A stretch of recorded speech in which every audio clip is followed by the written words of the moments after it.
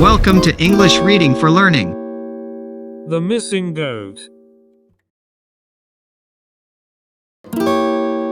It all started one lazy Sunday afternoon in a small town near Toronto in Canada. Two school-going friends had a crazy idea. They rounded up 3 goats from the neighborhood and painted the number 1, 2 and 4 on their sides.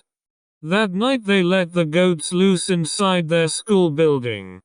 The next morning, when the authorities entered the school, they could smell something was wrong.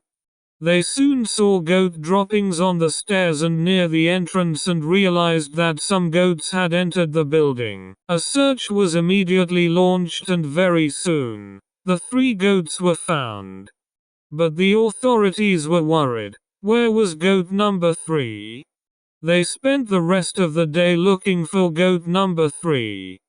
Gradually there was panic and frustration. The school declared classes off for the students for the rest of the day.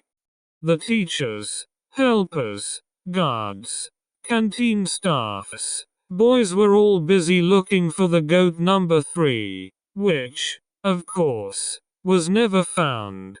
Simply because it did not exist. Thanks for watching and listening. Please click like and subscribe for new and latest uploads.